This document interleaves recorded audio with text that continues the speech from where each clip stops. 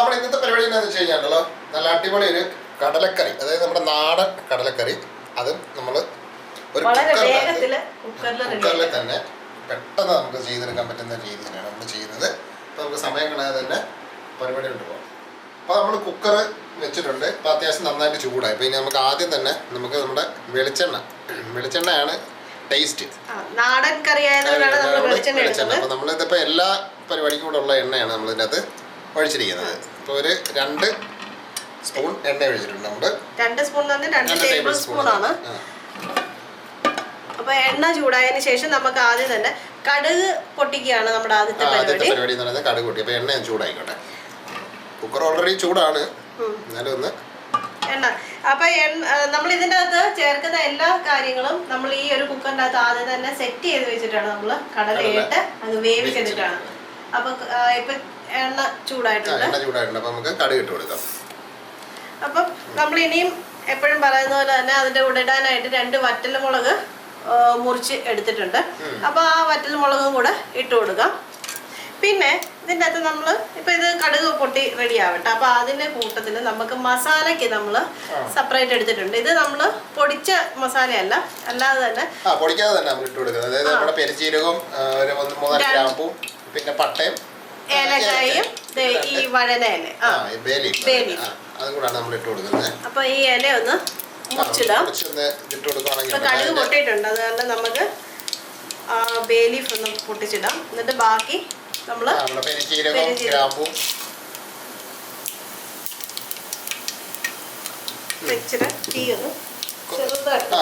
ചെറിയ തീയില് വേണം. അപ്പൊ നമ്മള് ജസ്റ്റ് നമുക്കൊന്ന് ഇളക്കി. പിന്നെ നമ്മൾ ഇതിനകത്ത് ഒരു പ്രധാനപ്പെട്ട ഒരു കാര്യം എടുത്തിട്ടുണ്ട്. അതായത് നമ്മുടെ തേങ്ങയാണ്. നമ്മളിപ്പോ എടുത്തിരിക്കുന്നത് കൊപ്രയാ. അപ്പൊ പച്ച തേങ്ങ എടുക്കുകയാണെങ്കിലും നല്ലതാണ്. തേങ്ങ ഉണ്ടെങ്കിലാണ് കടലക്കറിക്ക് ടേസ്റ്റ് രുചി കിട്ടത്തുള്ളൂ. അപ്പൊ നമുക്ക് കൊപ്രയും കൂടെ ഇട്ട് കൊടുക്കാം. കൊപ്ര ആയതുകൊണ്ട് പെട്ടെന്ന് അങ്ങ് ആയിക്കോളും. തേങ്ങ ആണെങ്കിൽ കുറച്ചു നേരം കൂടുതൽ മൂപ്പിച്ചെടുക്കാം. കൊപ്രയാണ്.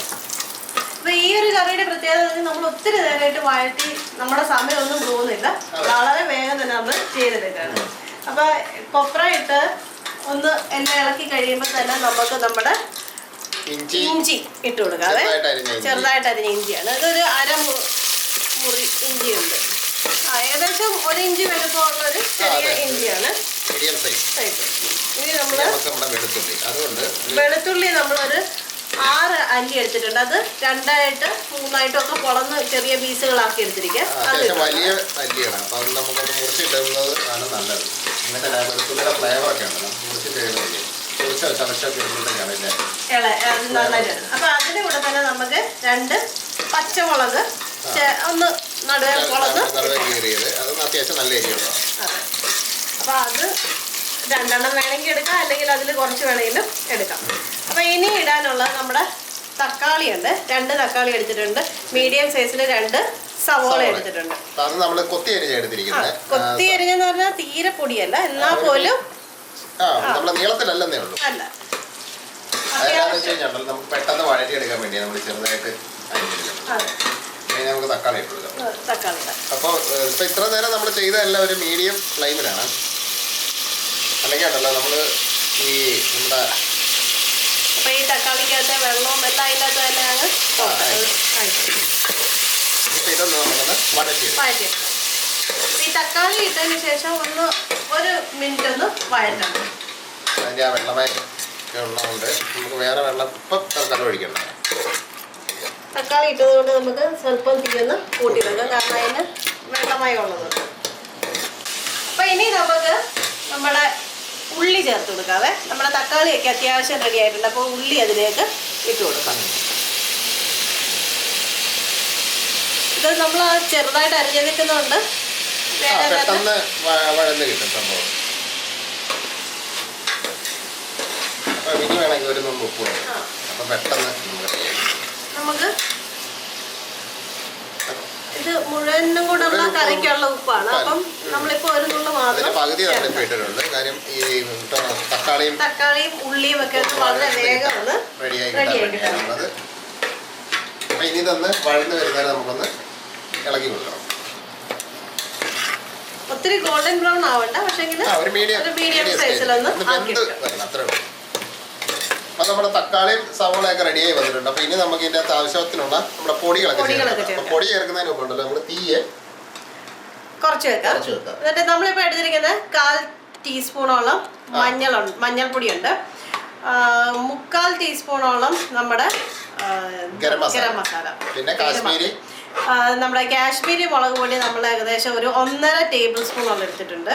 1 ടേബിൾ സ്പൂണോളം മല്ലിപ്പൊടിയും, ഇത് നമ്മുടെ കുരുമുളക് പൊടി അതൊരു 1/4 ടീസ്പൂൺ മാത്രമേ എടുത്തിട്ടുള്ളൂ. അപ്പോൾ ഇനി ഇത് നമുക്ക് ഇട്ട് കൊടുത്തിട്ട് നമുക്ക് അതിൻ്റെ ആ ഒരു പച്ചമണം മാറുന്ന വരുന്നത് ഇളക്കി കൊടുക്കും, മൂപ്പിച്ചെടുക്കാം. അപ്പോൾ നമ്മളെല്ലാം കൂടെ ഒരുമിച്ചാണ് ഇട്ടിരിക്കുന്നത്. എല്ലാം ഒരുമിച്ചിട്ട് കഴിഞ്ഞാൽ നമുക്ക് എളുപ്പമുള്ളൊരു പരിപാടിയാണ് ഇത്. നമ്മൾ വേഗം നമുക്ക് കറി ഉണ്ടാക്കി കിട്ടുക എന്നുള്ളൊരു പരിപാടി ചെയ്യുന്നത്. സാധാരണ നമ്മൾ കടല സെപ്പറേറ്റ് വേവും, എന്നിട്ട് ഇതിന്റെ കൂട്ടെല്ലാം സെപ്പറേറ്റ് വെന്തിട്ട് പിന്നെ രണ്ടും കൂടെ ഒരുമിച്ച് മിക്സ് ചെയ്ത് അങ്ങനെ ചെയ്യുന്നത്. ഇപ്പൊ നമുക്ക് പെട്ടെന്ന് റെഡിയാക്കി എടുക്കാനുള്ളൊരു മാർഗമാണ് ഇത്. തലേദിവസം രാത്രി തന്നെ കടല വെള്ളത്തിലിട്ട് വെച്ചേക്കണം. രാത്രിയിലിട്ട് വെക്കുന്നതാണ് നല്ലത്. ഒരു മിനിമം ഒരു 6-7 മണിക്കൂറെങ്കിലും വെള്ളത്തിൽ കിടന്നാല് അതൊന്ന് കുതിർന്ന് റെഡിയായി. സാധാരണ വീടുകളിലൊക്കെ നമ്മൾ രാത്രിയിലായിട്ട് തലേദിവസം രാത്രിയിലങ്ങ് ഇട്ട് വെക്കും. എന്നാലും രാവിലെ നമുക്ക് പുട്ടും കടലയൊക്കെ കഴിക്കാനായിട്ട് എളുപ്പമാണ്. അപ്പൊ തലേദിവസം തന്നെ തീരുമാനിക്കാം നാളെ എന്ത് കഴിക്കണം, അതാണ് ഏറ്റവും വലിയ പ്രധാനപ്പെട്ട കാര്യം. അപ്പൊ നമ്മളിനി കറിവേപ്പില കൂടി ഇട്ട് കൊടുക്കാം. കുറച്ച് കറിവേപ്പില നമുക്ക് ഇപ്പം അവസാനം നമുക്ക് അപ്പൊ നമ്മള് സംഭവം എല്ലാം സെറ്റ് ആയിട്ടുണ്ട്. ഇനി നമ്മള് വെള്ളം ഒഴിക്കാവേ. അപ്പൊ നമ്മൾ ഈ അളവില കടല എടുത്തിരിക്കുന്നത്. ഇത് ഏകദേശം 2 കപ്പ് 2 കപ്പ് കടല ഉണ്ട്. ഇത് കുതിർന്ന് വന്നപ്പോൾ നമ്മൾ കഴുകിയെല്ലാം നല്ല വൃത്തിയാക്കി വെച്ചിരിക്കുന്നത്. അപ്പൊ നമുക്ക് കടല ഇട്ട് കൊടുക്കാം.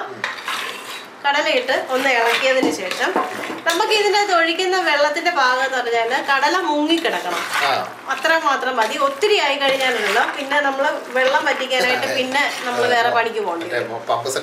അതെ, അപ്പൊ നമുക്കത് കാരണം അപ്പൊ അത് നന്നായിട്ട് ചേർത്തിട്ടുണ്ട്, ഇളക്കിയെടുത്തിട്ട് മിക്സ് ആയിട്ടുണ്ട്. അപ്പൊ ആ ഒരു കറിയുടെയൊക്കെ കളറൊക്കെ റെഡി ആയിട്ടുണ്ട്. ഇതിപ്പോ ഞാൻ ആ ഒരു പാത്രത്തിൽ തന്നെയാണ് വെള്ളം ഒഴിച്ചിരിക്കുന്നത്. അപ്പം ആ ഒരു മുങ്ങി കിടക്കുന്ന ഇതേ ഉള്ളൂ. ഇനി ആവശ്യത്തിനുള്ള ഉപ്പും കൂടെ ചേർത്തിട്ട് നമുക്ക് അടച്ചു വെച്ചിട്ട് നമുക്കൊരു ഇത് ഈ ബ്രൗൺ കളർ കടല ആയതുകൊണ്ട് വേവ് ഇച്ചിരി കൂടുതലാണ്. അപ്പൊ അത് കാരണം ഒരു 4 വിസിലെങ്കിലും നല്ല ഫ്ലെയിമിലിട്ട് ചെയ്യാം. അത് കഴിഞ്ഞിട്ട് പിന്നെ എയർ എല്ലാം പോയതിനു ശേഷം മാത്രം ഒന്ന് തുറന്നു നോക്കുക. അപ്പോഴും വെന്തിട്ടില്ല എന്നുണ്ടെങ്കിൽ ഒന്നുകൂടെ പല കടലയ്ക്കും പല വേവ്. അതിന്റെ ഒരു പ്രത്യേകത. വെള്ളം ഒഴിക്കുമ്പോൾ നമ്മൾ ഒത്തിരി ഒഴിക്കാതിരിക്കാൻ ശ്രദ്ധിക്കുക. സംഭവം ഒന്ന് മൂടി കിടക്കത്തക്ക രീതിയിൽ മാത്രം നമുക്ക് വെള്ളം ഒഴിച്ചാൽ പിന്നെ ആവശ്യം ഉണ്ടെങ്കിൽ തിളപ്പിച്ച വെള്ളം നമുക്ക് ഒഴിക്കാം, ഗ്രേവി ആവശ്യം ഉണ്ടെങ്കിൽ. അപ്പൊ നമുക്കിനി അടച്ചു വെച്ചിട്ട് നല്ല ഫ്ലെയിമിൽ ചെയ്യാം. അടച്ചേക്കട്ടെ. അപ്പോൾ ഒരു 4 വിസിൽ വരുന്നവരെ നമുക്കൊന്ന് വെയിറ്റ് ചെയ്യാം. അപ്പോൾ നമ്മുടെ 4 വിസിൽ കഴിഞ്ഞ് നമ്മൾ എടുത്ത് വെച്ച് ഇപ്പോൾ അതിൻ്റെ ഇതൊക്കെ പോയി. ഇനി നമുക്കൊന്ന് തുറന്നു നോക്കാം സംഭവം. അടിപൊളി കൊഴുപ്പൊക്കെ ഉണ്ടല്ലേ. അത്യാവശ്യം ഗ്രേവി ഉണ്ട്, ഒത്തിരി ഇല്ലതാനും. എന്നാൽ നല്ല സെറ്റായിട്ടുണ്ട്. ഉപ്പുണ്ടോ നോക്കിയേട്ടാ. അപ്പം നമുക്ക് ഇതിൻ്റെ ഉപ്പുണ്ടോന്ന് നോക്കാം. ഇപ്പൊ നമ്മള് ഗ്രേവിയുടെ ഉപ്പ് നോക്കാം, ഇല്ലെങ്കിൽ സ്വല്പം കൂടെ ഉപ്പുണ്ടായാലും കുഴപ്പമില്ല. സ്വല്പം ഇട്ടേക്കല്ലേ, ടേസ്റ്റ് ചെയ്തിട്ട് ചേർത്താൽ മാത്രം മതി. ഇത്ര ഇട്ടെ.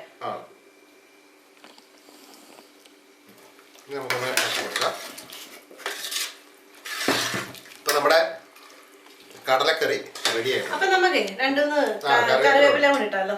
അതെ, ആ കറിവേപ്പില, ഫ്രഷ് കറിവേപ്പിലയുടെ ഒരു ഫ്ലേവറോടെ ഒന്ന് കഴിയുമ്പോഴത്തേക്ക് ഉണ്ടല്ലോ സംഭവം അടിപൊളിയിരിക്കും. അത് നമ്മൾ ഇട്ടാണ് കറിവേപ്പില, എന്നാലും നമുക്ക് ഇച്ചിരി കൂടെ ചേർത്ത് നമുക്കൊന്ന് ടേസ്റ്റ് ചെയ്ത് നോക്കാം.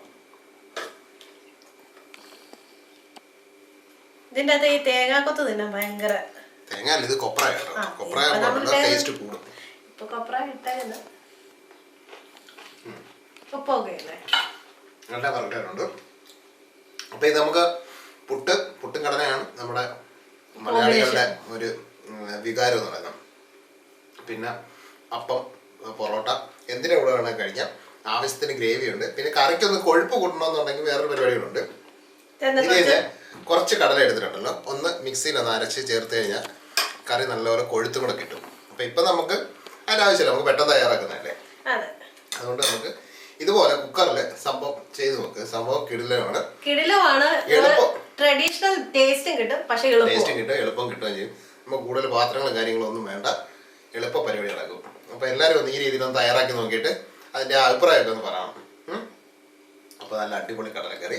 അപ്പോൾ നല്ല മണമുണ്ട്. അതെ, നല്ല മണമുണ്ട്. ആ മസാലയുടെ മണമൊക്കെ നല്ല ഉണ്ട്. അപ്പം വീഡിയോ ഇഷ്ടപ്പെട്ട് കഴിഞ്ഞാൽ നമ്മുടെ പേജൊക്കെ ഒന്ന് സബ്സ്ക്രൈബും ലൈക്കും ഒക്കെ ചെയ്ത് ഒന്ന് ഷെയറും ഒക്കെ ചെയ്ത് എല്ലാവരും ഒന്ന് കൂടെ വരണം. അപ്പം നമുക്ക് അടുത്ത വേറൊരു നല്ല വ്യത്യസ്തമായൊരു റെസിപ്പി ആയിട്ട് നമുക്ക് അടുത്ത ദിവസം തന്നെ കാണാം. അപ്പം എല്ലാവർക്കും bye bye.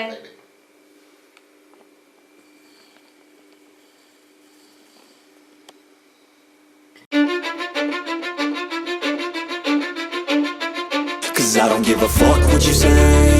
Yeah, I'ma do shit my way. So you can go kick rocks, I'ma stack bricks up, build what I want to make. Yo, I got a lot of shit to say, so I'ma do this every day. I'll be writing things until I'm fucking buried in my grave.